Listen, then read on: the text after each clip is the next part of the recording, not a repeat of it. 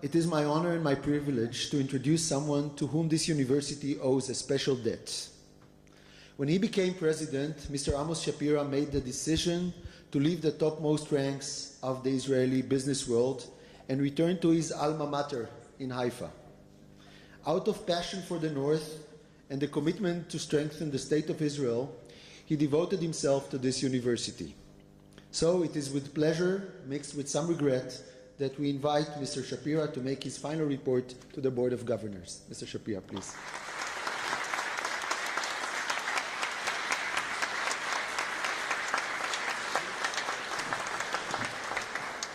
Since it's my final report, it will take a little bit longer. So in order to manage your expectation, it will take some 34 minutes. So if someone of you will be hungry or want to drink something, feel free to go.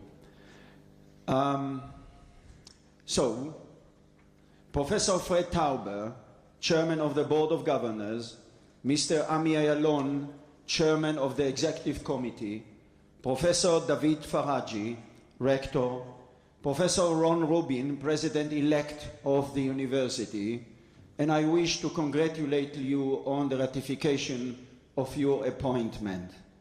And by the way, Ron, you know, we share a lot of views and beliefs, but today I discovered that we share at least one thing very important. We share the same black t-shirt.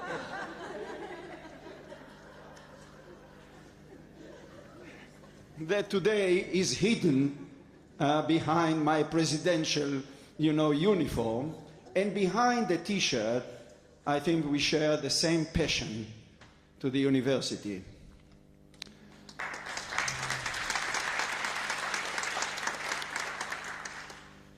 So, members of the Board of Governors, members of the Executive Committee, deans, members of the academic administrative staff, students, friends of the university, and dear guests.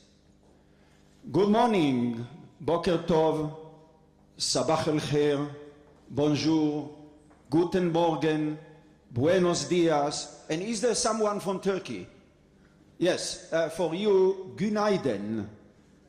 So yet another year has passed, and this is the fourth time I'm appearing on this distinguished podium to report to you about the activities of our university in the past year. This occasion is special for me, considering that I am about to step down from my position. This report will also sum up my period as a president of the University of Haifa. After almost 4 years in this role, I can truly say it's been a huge honor to serve as the head of the wonderful university. As soon as I took over as president, I mentioned that I saw this role as a true calling and that the University of Haifa has a strategically important role in its contribution to science and education in particular, and to the state of Israel in general. Today, I believe that even more. In numerous areas, we have made great strides and progress, as I will describe below. But even as we look back with satisfaction, yet additional and significant challenges await us in the future. And I promise you that I will always use the word us. As with every research university, the primary role of the University of Haifa is to augment the broad spectrum of human knowledge via research and train the next generation of Israeli researchers, employees, and managers. Beyond this vital role, the University of Haifa has an additional mission stemming from its location in northern Israel and the unique makeup of our student body and staff. More than any other education and institution in the country, our students and staff will reflect the Israeli mosaic. As I have said in the past, we are the most truly Israeli institution in the country. We provide academic education to a wide range of students including more IDF soldiers and members of the security forces, representatives of all sectors of Israeli society, as well as students from abroad, and more Druze, Arab, Muslim, and Arab Christian students than any other Israeli institution, and I'm proud of it. Well, we are also very proud of the many foreign students who come to Haifa to study in our international program. In light of developments in Israel in recent years, and in recent months in particular, I believe more than ever that the state itself has an obligation to create the common necessary denominator for every civil, democratic, and liberal society, regardless of the various religious beliefs and political worldviews of each citizen. This is a necessity for the continued secure existence and economic success of the State of Israel, and this belief serves as a basis for our actions at the University of Haifa. Now I will talk a little bit about research, which is our primary goal. Promoting research at the university has been the main area in which I have focused most of my efforts and attention. The quality of research at the university significantly impacts our academic reputation, our capacity to recruit outstanding researchers and students, and the financial support we receive from donors, foundations, and government funding. In this sphere, we have focused on several areas. First of all, recruiting outstanding faculty members. This has a dramatic effect on the future of research at the university. As a result, in recent years, we have invested large quantities of administrative and infrastructure-related resources to attracting the best possible faculty members to our ranks. I'd like to share with you just 2 examples, and I emphasize just examples, of many exceptional researchers the university has successfully recruited in recent years. Dr. Dan Feldman from the Massachusetts Institute of Technology joined our computer science department over a year ago. He established one of the most advanced robotics and big data laboratories in the country with an investment of $400,000. Dr. Hadass Okon-Singer of our psychology department came to us from the Max Planck Institute of Germany. She heads a lab studying the interaction between emotion and cognition with an investment of $200,000.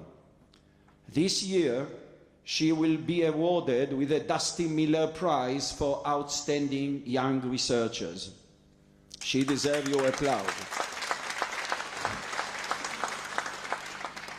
And I emphasize that there were only examples. Another issue, changing the research management process. The first satisfaction survey we conducted 3 years ago at the university pointed a clear dissatisfaction among the academic staff with the research management process. As a result, we appointed a committee headed by Vice President and Director General Baruch Marzan to analyze the process, and extensive resources were invested in the change process, and the modifications that were carried out provide a more supportive environment for faculty members' research projects. This was the most significant change carried out recently in such a central area of the university. The last survey we conducted just a few months ago among faculty, we are seeing clear signs of improved satisfaction among the academic staff, which we believe will accelerate our research productivity in the future. Now, as to research infrastructure, our investments in research infrastructure are also having a significant impact on research productivity. In this area as well, the university is in a period of development unmatched in previous years. Here are just few examples. In the area of marine sciences, the university established a unique center for deep-sea research technologies at the Israeli Oceanographic and Limnological Research Institute. The center includes a lab for unmanned autonomous underwater vehicles and many others. These are the first labs in Israel that will work developing, operating, and maintaining underwater robots, unmanned submarines, advanced underwater sensing tools, and more. At a cost of 2 million shekel, we constructed a number of labs for the faculties of humanities and education, including for Dr. Danny Rosenberg and Professor Guy Bar-Oz of the Department of Archaeology, and for the Center of Education in the New Information Society. One thing very important that we did is that we defined multidisciplinary areas in which we have a relative advantage and fields upon which the university will focus greater attention without neglecting other subjects. These areas include law and technology, gerontology, learning in the network society, maritime studies, and few others. As to sharpening our organizational culture in connection with the significance of research. For a young research-oriented university, compared of course to other universities in the country, such as the University of Haifa, this issue is particularly important. The way to clarify this issue is by developing administrative tools that allow the objective assessment of areas in which we excel and areas in which we still need to improve. To advance this subject, we appointed Professor Dan Peled to head the unit for analyzing research productivity. One of the signs of our research progress is our increased allocation from the research budget of the Planning and Budgeting Committee of the Council of Higher Education, reflecting the increase in total awards by our researchers in research grants. Last year, we saw a 9% increase in awards funding. Total research grants in the previous 4 years totaled $46 million, while in the last 4 years account for $76.5 million, a growth of 66%. For this achievement, I would like to thank the researchers and Professor Michal Yerushalmi, who finished as Vice President of Research just a few months ago.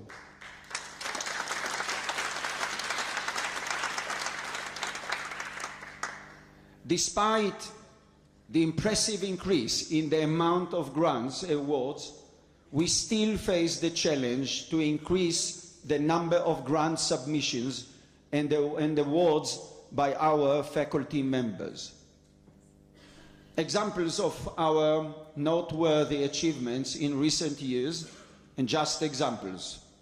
This month, Professor Eviatar A.B. Nevo won the Israeli Prize for his contribution to life sciences research. The prize committee's explanation noted that Professor Nevo is one of the fathers of modern evolutionary biology. ERC awards. In the last 3 years, 3 of our researchers won 3 ERC awards, the most prestigious research granted by the European Union. Professor Wendy Sandler, Professor Guy Bar-Oz, and Dr. Tali Cristal.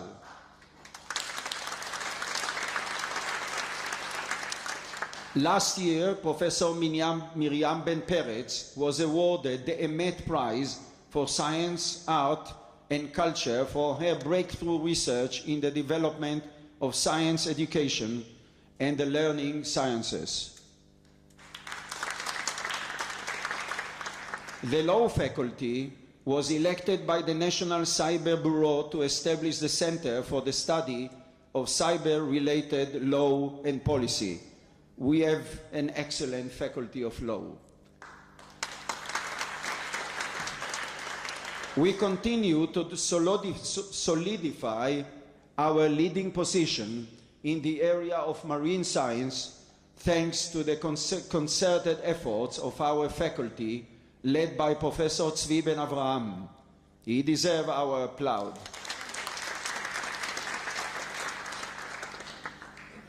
Only in the last 2 years, we raised $12 million in funds for this area alone, thanks to contributions from several friends of the university, the Helmsley Charitable Trust, Sir Maurice and Lady Irene Hatter, Dov Shafir, and Professor Fred Tauber.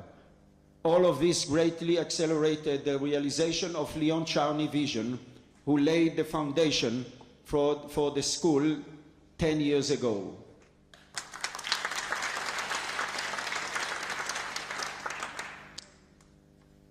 Paul and Herta Amir's generous contribution of $10 million allowed us to build an additional 3,000 square meters, 4 additional floors above the Faculty of Social Sciences building.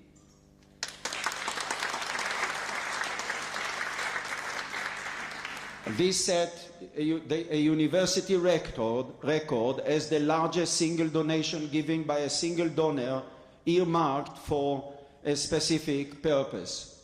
The Amir's contribution will enable us not just the building, but the construction of additional labs and research space, thereby advancing the recruitment and acclimatization of additional faculty members. As part of our efforts to bolster the university's international research standing, last year we signed an academic collaboration agreement with East China Normal University, the largest university in Shanghai. The collaboration will establish a research center jointly operated by both institutions in the area of neurobiology, ecology, big data, and biomedicine. My thanks to the university rector, Professor David Faraji, and all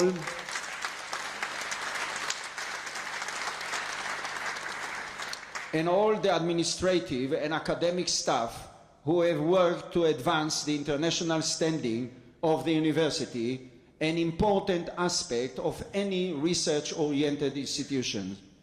And I remind you that all that I have mentioned were just examples. Now, as to our second mission, teaching, one of the additional signs of university's strong academic position and reputation is our ability to recruit students with suitable academic abilities. And as you see in this picture, our university is not only multidisciplinary, but also welcoming students from all ages. So we are multi-age university. This is me, by the way. Approximately 18,000 students presently attend the university as opposed to some 17,000 4 years ago. And that increase was achieved without compromising the quality of students admitted to the institution. In the last few years, we have opened a number of unique programs, many of them international programs taught in English. Currently, we offer some 20 international programs, from survey conducted here at the university and surveys by the National Union of Israeli Students. We see that the level of satisfaction regarding instruction at our university is high. One of the greatest challenges university will need to address in the near future is the changing demographics in the state of Israel.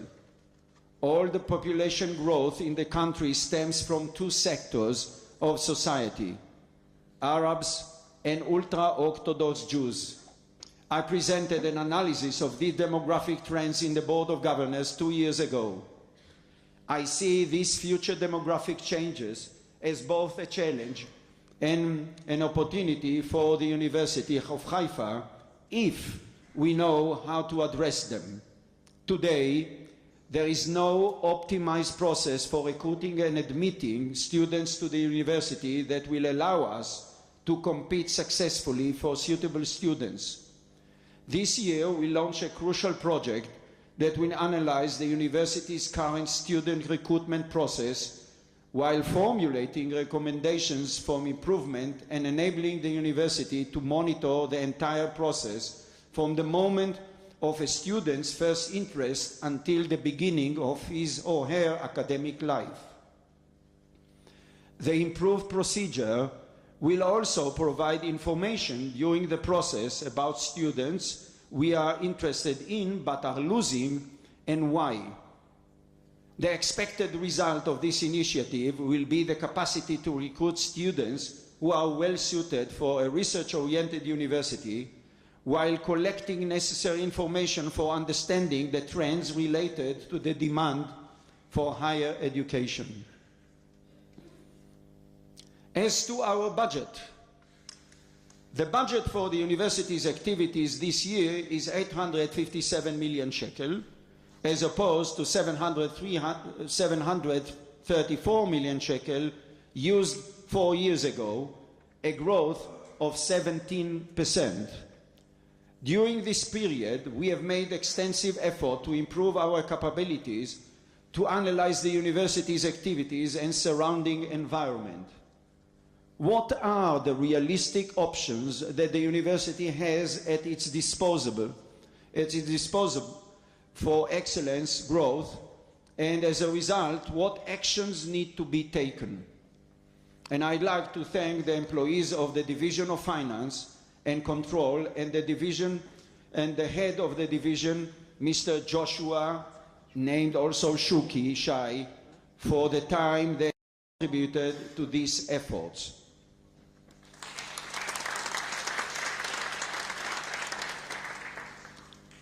Any president cannot leave aside the fundraising issue. External resources. The resources available to the university are dependent on several factors, including our research performance, our ability to recruit suitable students, and our success at fundraising philanthropic donations and attracting investments from the business community. As with many other aspects of the university, the fundraising organization in the University of Haifa is significantly smaller than similar department at other research-oriented universities in Israel. This is still the situation despite all the efforts and investment made in this area in recent years.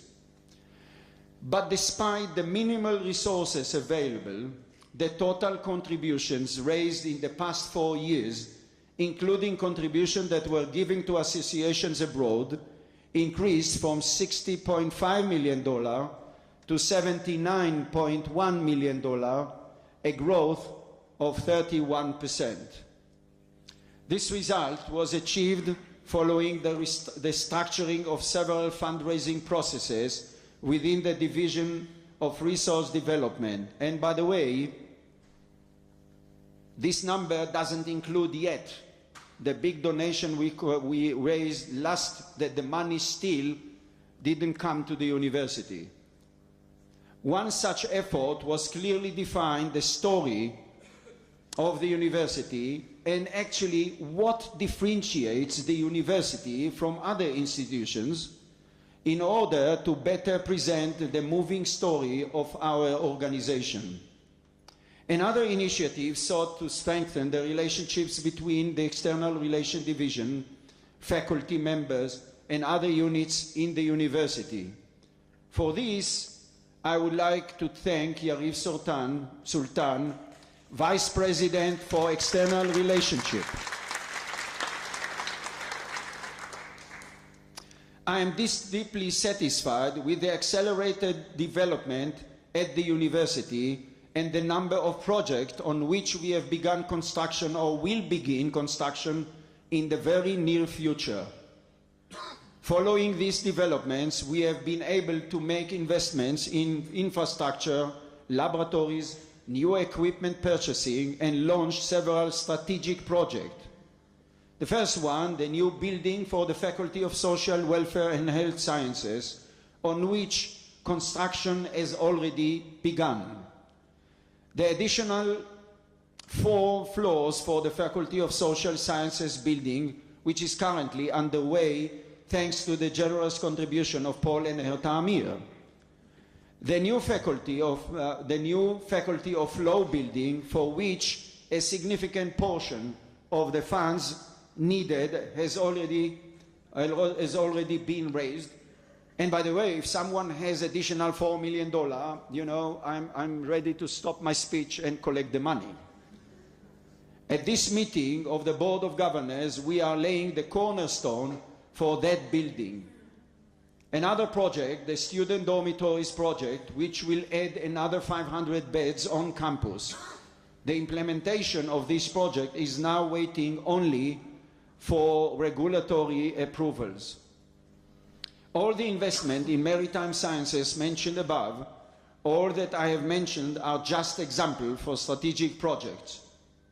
More than anything else, I am happy about the complaints we received recently about construction noises interrupting teaching and research efforts at the university. In the near future, I expect these complaints will only increase. This fusion of construction noise, the rumble of research and student laughter, is what I call the academic symphony at its best.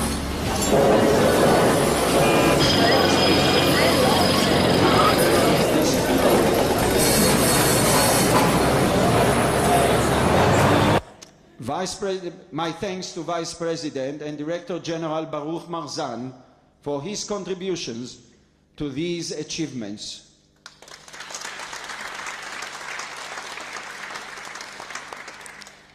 ברוך, איפה אתה? אתה פה. Now, as to business investments in research, one of the most significant developments at the university in recent years is the recruitment of business investments in our research.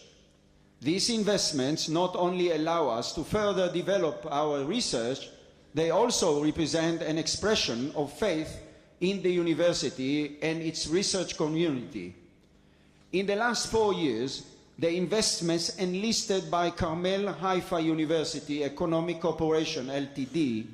increased from $1.1 million during the previous 4 years to $9.1 million, an increase of 703%.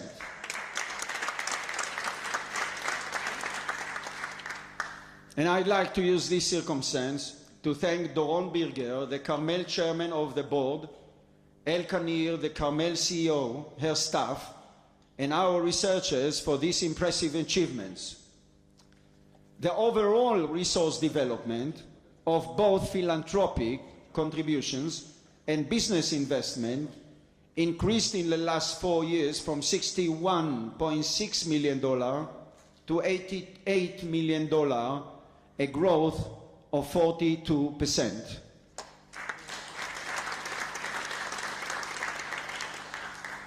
Now, as to our campus life. The main role of the university is to create outstanding research and learning, no doubt. But as I've already mentioned, we are doing it in an environment of tolerance and accepting the other. I'm happy and proud to note that despite the external and internal tensions on the rise in recent years in Israel and the storming environment around the institution, the University of Haifa has managed to maintain a tranquil and productive academic environment together with a vibrant campus life. This is the proof that our vision of creating an academic excellence in an environment of tolerance is not just lip service. Here at the University of Haifa, we create culture base that can serve as an example to the coexistence. I believe that the social objective of our university does not come at the expense of academic excellence, but rather supports and strengthens it.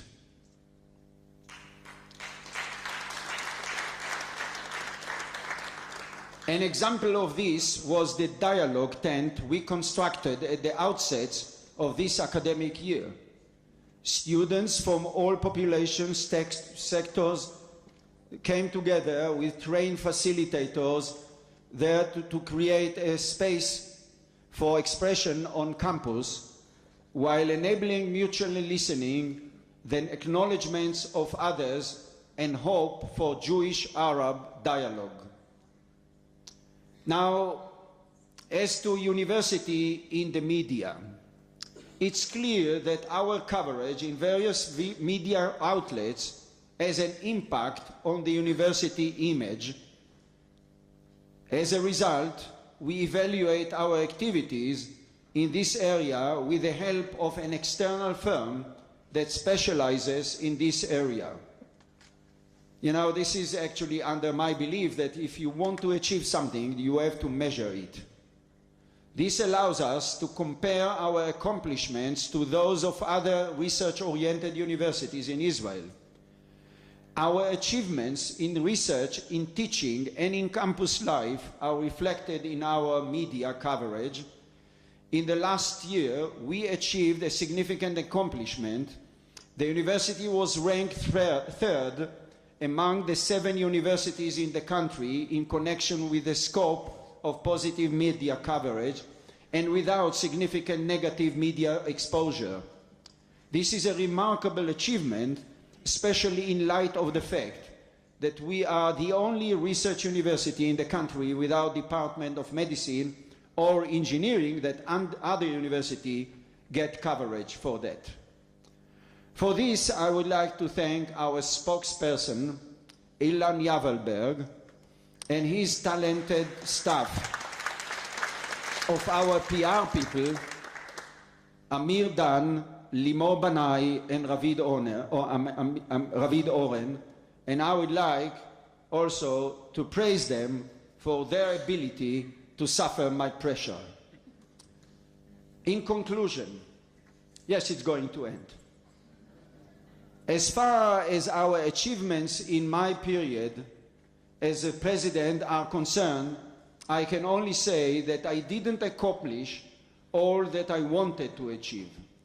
And if I did achieve something, it's only thanks to the members of our staff and friends of the university.